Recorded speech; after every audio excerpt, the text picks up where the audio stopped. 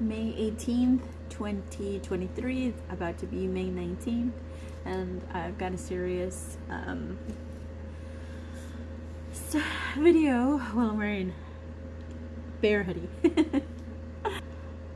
So I wanted to talk about this because my therapist, my first therapist, I have pretty soon I'm gonna have a second one here, but my first therapist has encouraged me to sit in my feelings and really make sure that all of this awesome stuff that I'm doing for myself isn't masking my emotions. I'm not in essence running from the pain or running from the feelings, running from what happened, that I'm actually sitting with my feelings. And if documenting this and putting it up and all of that works for me, then more power to me for doing this. So I was about to go to bed, but it is bugging me, and I should document it. That he reached out to me today. He reached out and told me he wasn't doing well, and he told me how he was feeling. You know, he's fragile. He's emotionally fragile, and talking in a way that is concerning. And the compassionate. I just took a test. Personality test, and it gave me like a word cloud of some of my most significant traits.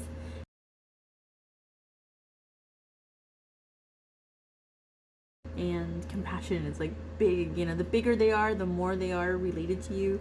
The smaller they are, the less they are, but they're still traits of yours.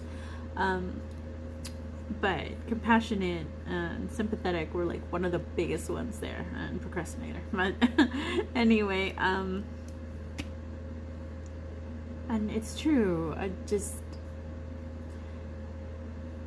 despite everything that's happened, despite the cringy things, despite the backstabbing, despite the things, you know, the putting me in a bad light to make himself look good, and just, you know, have a narrative for excuse for his behavior.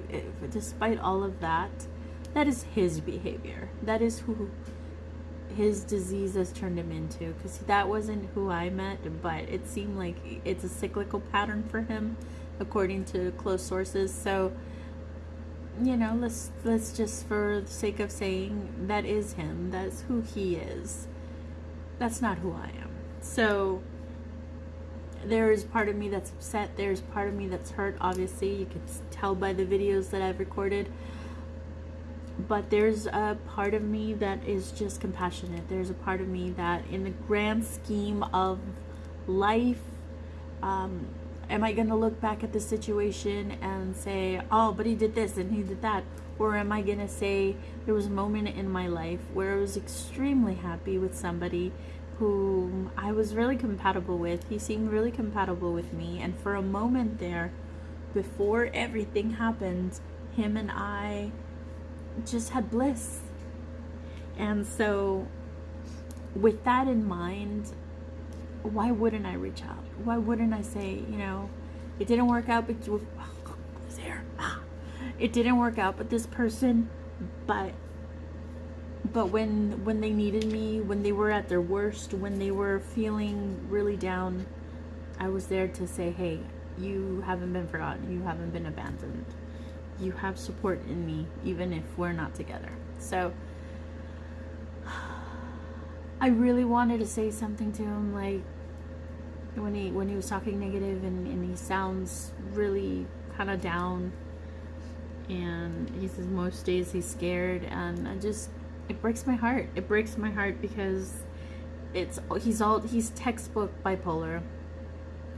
He's textbook bipolar 1 with rapid cycling as his deal. It's been a month, almost a month. It's been like 20-some days since I last had my fiance here at home. So this one lasted quite a while. And I just wanted to, I held my tongue. I held my tongue with everything I wanted to say, with how I wanted to address him, with not calling him baby or honey or sweetheart. How can I help you? Or I wish I could hug you, or tell me what your life is like right now. Or he's done some cringy things. Beautiful goddess girlfriend of mine came and told me, hey, heads up, I needed to let you know that I had to block your ex because he was perving on my Facebook. And I could tell that he kept, popping up as a suggestion. And we all know that anyone that pops up as a suggestion multiple times is because they're visiting your profile. I confirmed that last year and early this year with my ex Ryan. What did we call him? Montana? Yeah, Montana. He was like constantly when I got together with Joshua and I was posting our pictures, and because I kind of went like bam bam. He was constantly being a suggestion. Around the time that I got engaged to Joshua, Montana's suggestions kind of stopped coming around, and then they just disappeared altogether, and he hasn't blocked me or anything. So I know that it's an indication that you can tell when a person's coming around. So that wasn't cool. Out of all the women, I mean, this man that broke up with me so brutally, so coldly, and okay, let's say it's his disease.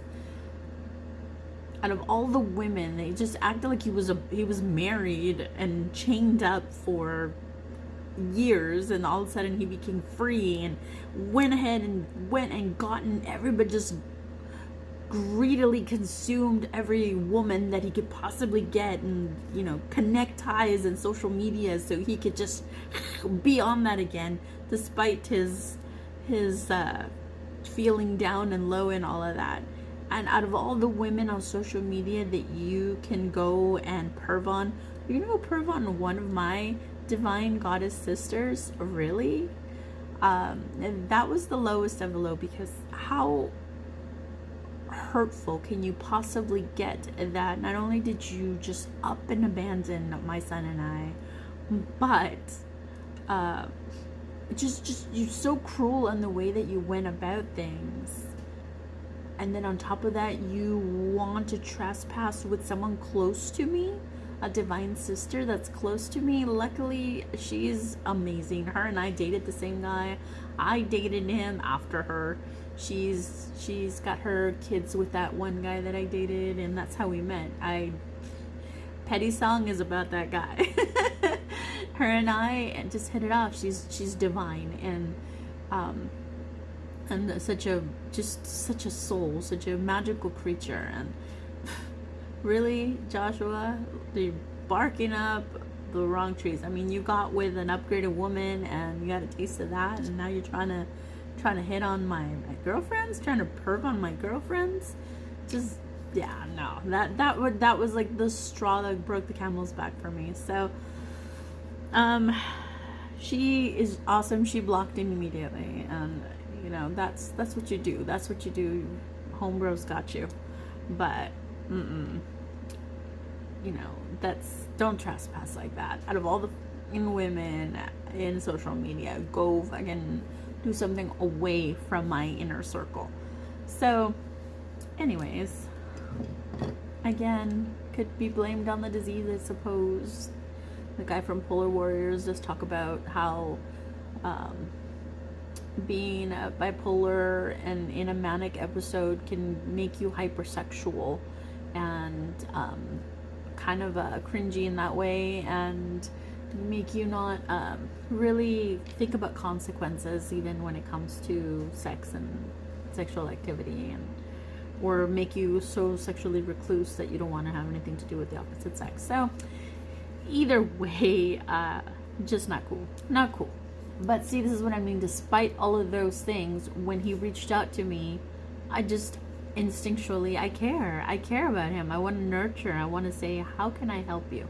Because I know for a fact that he is, well, I don't know for a fact. I don't know if he took his stuff. I don't know if he has anything. It sounds like he doesn't. It sounds like he is in an apartment that is completely empty. He's got an inflatable chair of some sort and some blankets and some clothes, and that's it. So and his computer for work.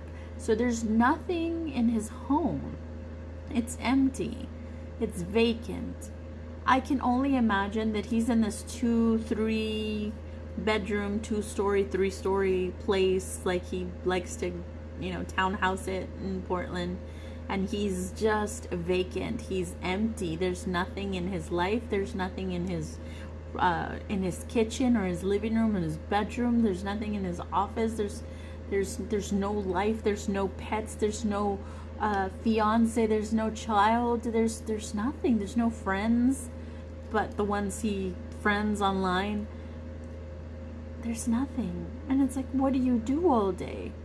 You just work until you feel exhausted and don't want to work anymore, and then what do? You don't have a TV? I guess you have your laptop, so you're just online, doing what you said you wouldn't ever do again, which is chatting it up with people. But I think that's his comfort zone. I honestly think that interacting with a real woman, with a real upgraded woman in a serious relationship, and dealing with the everyday, I think maybe that was too much for him. Maybe that's just not his scope. His scope is like, hey, I can back out of this internet conversation at any point. I can reply when I feel like it, when I think of something clever to say, when I come off as some kind of Romeo or some kind of martyr or whatever, So it just breaks my heart because he has so much potential. He has so much to offer. He has so much.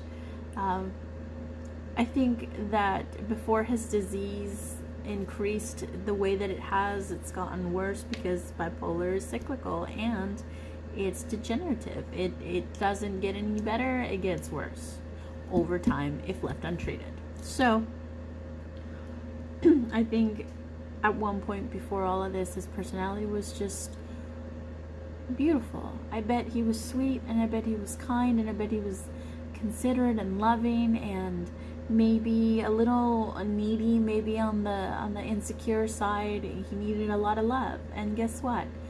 That kind of, I need a lot of love and attention and reaffirmation. I'm a good person for that. I'm a good person to have on your side if you're a guy who needs love and needs nurturing and needs affirmation and needs attention, because I have so much love to give. That's just one of my empathic traits. I have so much love to give. It doesn't feel like a chore to me. It feels like I'm honored that you trust me, that you entrust me with yourself, with your being. And I, if we start connecting on a deeper level with that intimacy, and we build something, I love you unconditionally. I do. And I'm a good person to have around for that, person who needs that nurturing, because I don't tire of it. I have enough to give. And so I just wanted to so bad to say, baby, what do you need? What's going on? Tell me what your environment is right now. What are you doing? What are your plans? I told him, I asked him when he said that, he was in distress. I said, would you believe me if I said that this is your disorder? And he said, yeah. And I'm like, oh, thank goodness. Because, when he was here, he didn't believe a word I was saying. He didn't believe anything. And he didn't believe me when I told him, baby, you're blowing everything out of proportion. It's not what you're thinking. Your narrative is convoluted. And I still wasn't thinking like bipolar. I wasn't thinking that. But I started to, because his narrative didn't add up to what we were. It didn't. And I started hearing the things that he was saying. I was like, what? No, it's not like that. We're not like that. Who are you describing? It's not us. I'm like, I remember telling him before he left, look at our videos, watch our videos, remember who you and I really are. Don't know if he ever did, but so I didn't think I had any credibility. So when I said that, he said, yeah. And I was like, oh, thank goodness, there's something he's believing, he's understanding. And then I said, are you seeking help, or are you gonna get help? And he said he's trying. So not sure exactly what that means, if he's just looked up clinics around his area, or if he's actually made appointments, or he's filled out paperwork, or he's gone there, or whatever that means. It's been, I don't know how long it's been since he's been in Portland. It's just been one big shock. and just I'm staying focused on self. I'm staying focused on my health. I'm staying focused on body, mind, soul. I'm staying focused on projects. I'm staying focused on work. So I'm staying focused on friendships. So I'm doing me. On these journals. But just, he was thriving here. And that hurts to think that this man was thriving here. Not only were we happy and compatible, and sure, we had our fights, but dude, do you know how people fight out there in the world? Do you know the kind of fights I've had with partners in the past? Our fights, they were nothing. They were nothing that couldn't just be solved by us sitting down patiently, holding each other's hands like we did, what we used to do, and talking to each other with love and respect. They were nothing. Like, finally have a relationship where it was loving and sweet, and we could sit down and talk to each other respectfully, and it's just, I'm loving it, and then destroyed. So anyway, moving on from that, just wanted to help. I just want to help him so bad. I want to say, baby, you were thriving here. Just up and abandoned everything. The lone person just called yesterday, and I happened to pick up. I don't know why. I picked up, and I didn't know it was the lone person, and so I found myself at work with my coworker sitting across from me in our office, having to tell the lone person, you know, that my partner had a mental breakdown, and we are not going to be purchasing a home together, and getting those awkward reactions. And today a patient came, and because I'm working on self physically, right? A patient came and grabbed me by the waist and said, "Oh my gosh, look at you! You're looking great. Like, you're losing weight." I said, and she's like, "Oh, you're losing weight for the wedding?" And I was like, actually, I said, and this is what I do. This is how I start the conversation. I just show where the ring is. Just show where the ring is. And they're like, "What?" When they look at me with that confused face, I say, "Well, actually, you know, we called it off." And then they're like, "What?" And then I'll go and say, "Yeah, we've had some issues. You know, he's in Portland now. He's gone out of my life." And she was really understanding and really sweet. I have a really wonderful community here that loves me, that I can count on. I've gotten so many hugs and words of encouragement and affirmations. So I'm very fortunate, very blessed. But anyway, going back to it, it breaks my heart. I tried so hard to, and I did a good job of just keeping it really simple with him. I wished him well in his healing and his journey, because I know I have to tell myself, I have to remind myself, he does not want you. He does not want your help. He does not want you. He's in Portland, and he's talking to other women, and he is back to his bachelor life the way he sees that it works as perfection. It doesn't sound like he's too happy with his life right now, but it doesn't sound like it's because where he is. It's more so because of the inconvenience of how his life is right now. His cards, however, did show that he was going to be going through a lot of turmoil. I just read his cards yesterday, as a matter of fact, and then he contacted me this morning.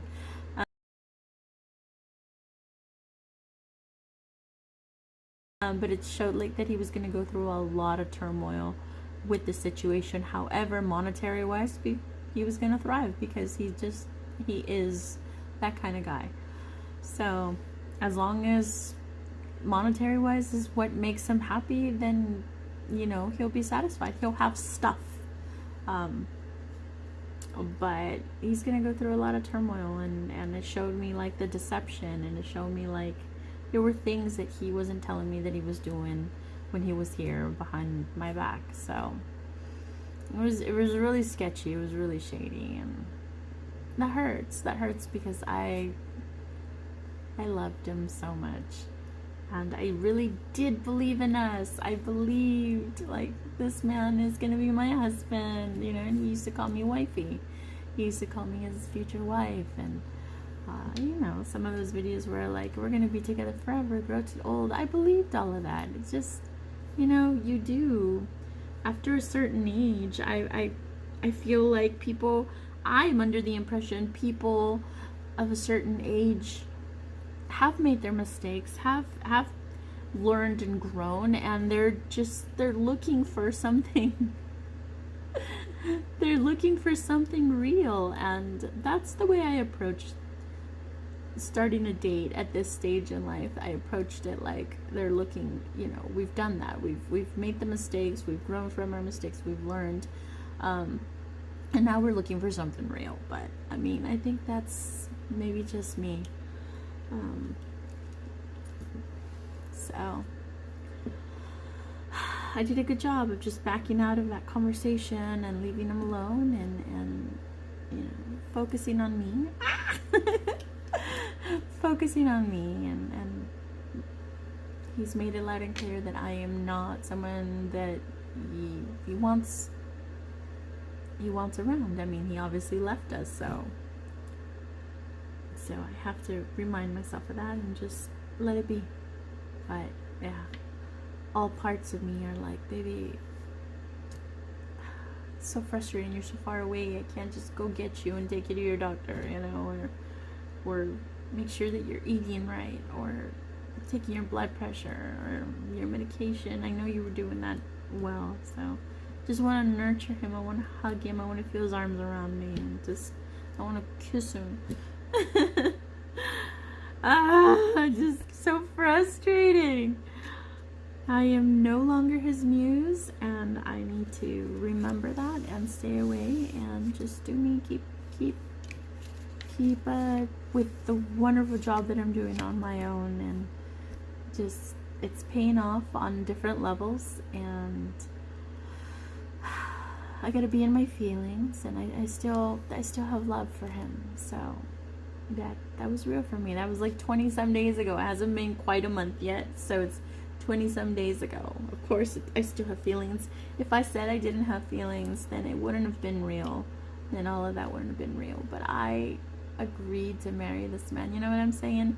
I'm an empath who agreed to marry this man. I was connected. I definitely was connected to him. So I'm working on those feelings now. That's what I'm doing. But yeah, it takes everything in me to back away and not try to nurture him, not try to be there for him. I'm scared for him. I am. Especially because he did mention dying. He mentioned suicide, and his person very close to him said, you know, hey, just heads up that could be a reality, because he's tried it before. And the guy from Polar Wars talks about 1 in 5 people commit suicide, and that's terrifying. That's terrifying. I don't want to lose them to that. So see, knowing what I know with Polar Wars and the research that I've done, that the person going through what he's going through should have a system, a support system, not just one person, but multiple people, you know, because if one person's not available, then someone else can call the doctor, call the ambulance, take him somewhere, snap him out of it, and they see like the signs building. Well, he's in crisis. I don't even know if he has come out to tell his family, not his family, his friends, the few friends that he has, about his situation. I don't even know if they realize that he's going through a major manic depressive episode. And that's dangerous. That is dangerous. Everybody around him that speaks to him, that talks to him, needs to know, because they need to hold him accountable. If he disappears out of conversation when he was supposed to show up or something with somebody, they can call him, they can go to his house, they can reach their, you know, his dad, or and figure out what's going on with him, make sure that he's okay, because he's alone again. I guess, I mean, that's how he chooses, that's what his ideal life is, I guess. That's what his ideal situation is, to be in his own bachelor pad, living that bachelor life, talking to people online. I guess that is how he's fulfilled. I gotta respect that. Everything about me wants to love and nurture him still, but I gotta back away. He's not my person. If that's how he wants to live his life, it's obviously not how I want to have a partner. So I guess my person's out there somewhere with that awesome compatibility. And just, I need to make a list. My therapist said to make a list of the man that I'm looking for, and I have one that I made 2022. And as a matter of fact, when I met Joshua, I showed it to him because I felt like he had all the qualities, a lot of the qualities. I felt like I wrote it about him, a lot of the qualities that were on there. But you know, getting to the nitty gritty of things these days and seeing what his situation is, I think some of the traits might not be as real as I thought they were. So maybe my guy is out there somewhere with, you know, struggling in his own relationships and getting ready to maybe call something quits, or maybe he's single, he's been single for a while and getting ready to get back into the dating scene, and we're gonna bump into each other somehow, and you know, I'm gonna be a better upgraded version of myself, and hopefully he's a spiritual man and upgraded version of himself because he's been working on things. And I plan to ask a lot of questions like, do you have a mental health disorder? Do you see therapy? What do you think of therapy? Would you ever see therapists? You know, I don't want anyone who says, no, therapy's for wusses or sissies or crazy people. I don't want any of that.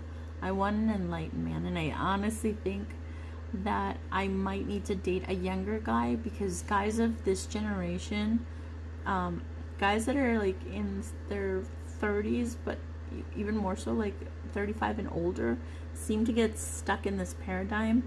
Whatever they believe their belief system is, they seem to get stuck there. And when they're stuck there, it's very hard to shift and change perspectives. It really is. They just don't want to improve. They don't want to ascend a little higher, you know. And women like me come into your life and we upgrade your life.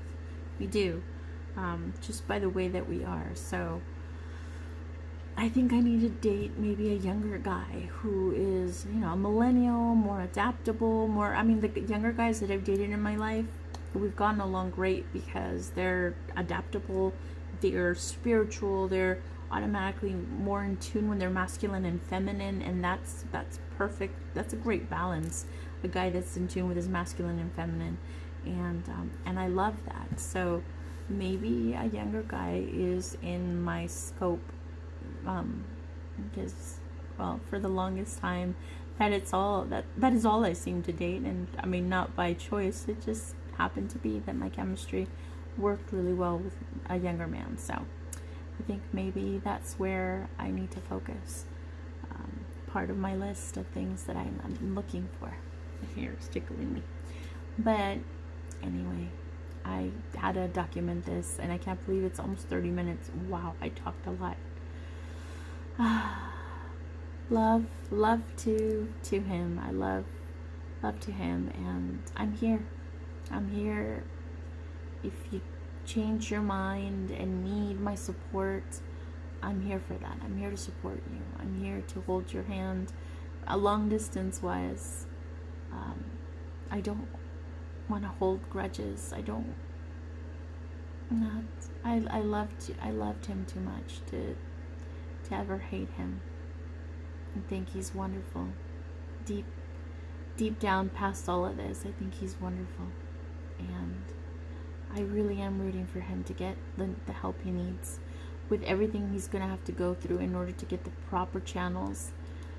I really feel like he's not going to do it because he doesn't have the support or someone attentive like me to really hold his hand through all of this, to kind of help him, guide him, give him the right information. I just think he's that kind of guy who needs that kind of hand holding, and I don't think he has anybody in his life that will do that. But who knows? Maybe he'll meet someone like me in the future, and she'll care so much about him and be there for him and live there in Portland with him and make him a extremely happy. He'll feel blessed, and it'll work out that way. Maybe. So I just love and light, health and happiness for you, as it is for us.